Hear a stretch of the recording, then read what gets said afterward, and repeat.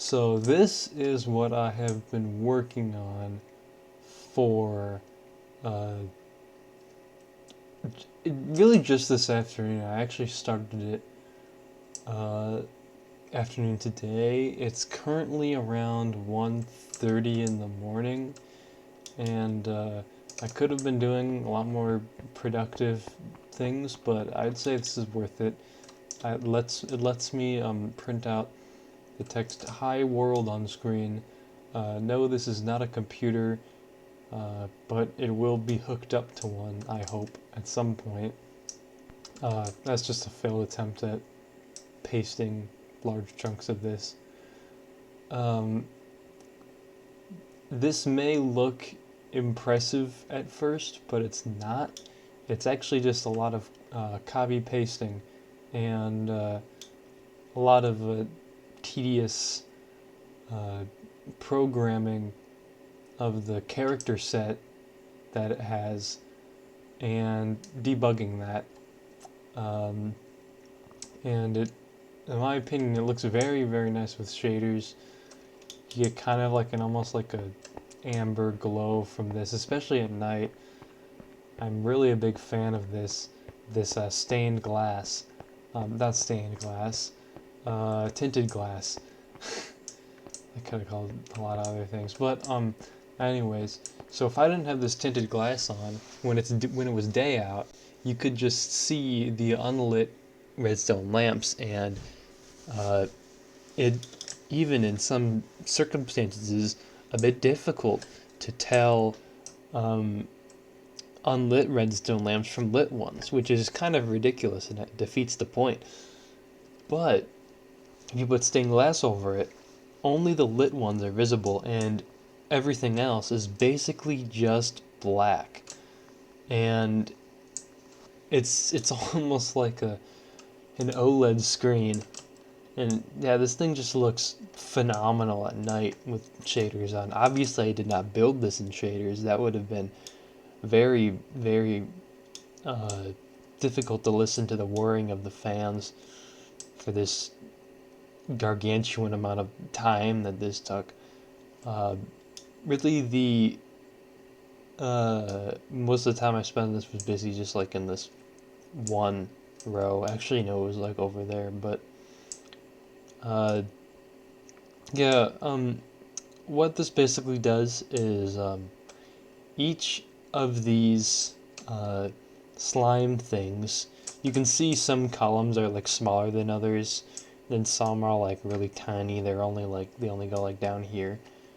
But the basic premise of this is that you give one of these columns a signal, and it activates sort of a pre-programmed set of signals that activate one of the wires in this 5 by 9 screen array.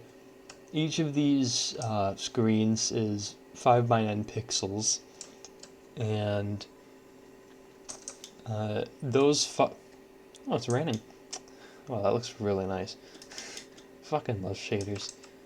Each of these pixels breaks out into a wire that goes all the way back, all the way, and there are these crossbars that go over here, and the crossbars, what they do is they hold these redstone torches, and they have redstone wire on it, and when the wire is on, then the torches deactivate, but when the wire is off, uh, the torches activate, and depending, and these columns, like there's a row of they each have a row of these crossbars.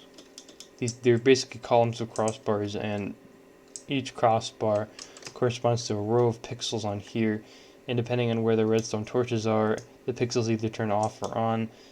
This is the care set for this system. These ones at the top, these 8 at the top are non-printable characters, and over here I have them listed of what they eventually will be. First one is just a null character. Second one is clear, so clear the screen. 2 is up, 3 is down, 4 left, 5 right. That's basically just going to be used for keyboard input. and you'll see why these are there in a sec. And 6, I guess 7 is delete, 8 new line, and I guess this is kind of. Oh wait, no, it wouldn't be pointless because it would. Yeah, my original intention with this was to have it so that there would be multiple of these stacked on top of each other, but unfortunately, as you can see, they are quite tall, and it will depend on a lot of circuitry underneath here. So, which I have not built yet. So, in total, there are 56 printable characters, and that is what you see right here, minus space. But space is basically just when there's no input right now. So around here, I have some signs, and I think I'll go ahead and change it to day, so we can see the signs better, and maybe set the weather condition.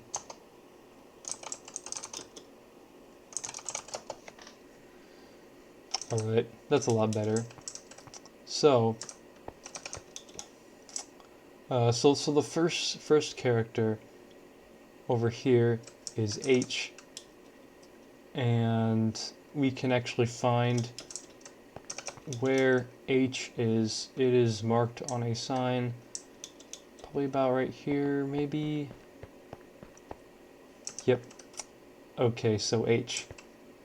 If we go down here,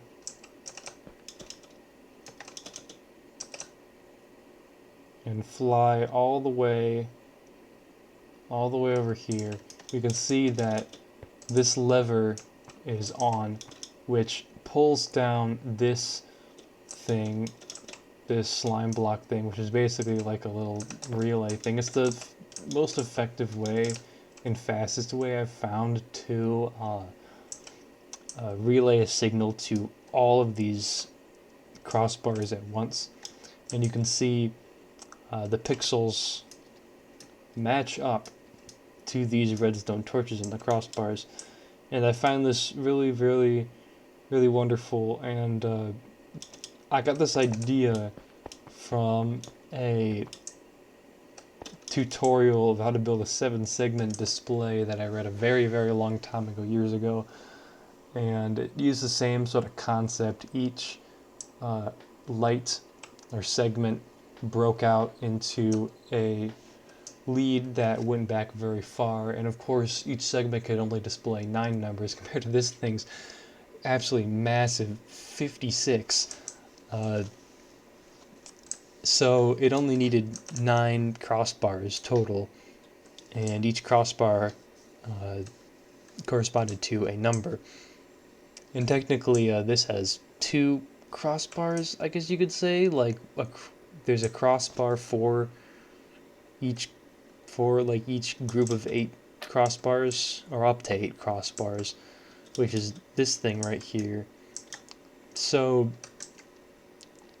but that's not really important.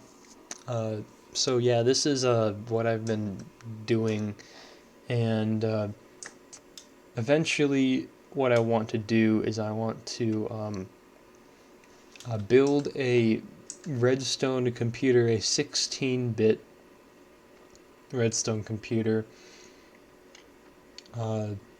with 16 instructions. And the idea for this was, I actually found this description of a really, really minimalist CPU in one of my computer science textbooks, and it has 16 instructions and a memory capacity of 4096 16-bit memory cells, and that's because for each sort of instruction you feed it, the first 4 bits are the opcode, and the next 12 bits, the remaining 12 bits, are the address. So And basically every single instruction except the halt instruction has... Actually, no. Actually, yeah, every single instruction except the halt instruction uh, uh, has an address parameter that it will basically take, and it has one register. It cannot multiply or divide. It can only add and subtract, which isn't that. Uh, it's not that much of a big deal. It's still Turing complete, I think. Why the fuck am I getting screen tearing? What the fuck? Anyways, uh, yeah, it can still be used to multiply and divide. You just gotta like repeatedly add and subtract or whatever, and it's good enough. And I think that's well within the scope of a Redstone computer in Minecraft. I probably won't make all 4096 16-bit memory cells because that would just be very massive and the computer would be exceedingly slow, and I'm not really sure I'd ever be able to fill up all of those with a program or with data. Yeah, but I might uh, make another 8 of these because 8 right now of these is like really, really, really small. I can I can't fit a word longer than ball sack, which is very frustrating. It's gonna have a keyboard. It's gonna be very epic, and yeah, I will do this. I will do this if I have time.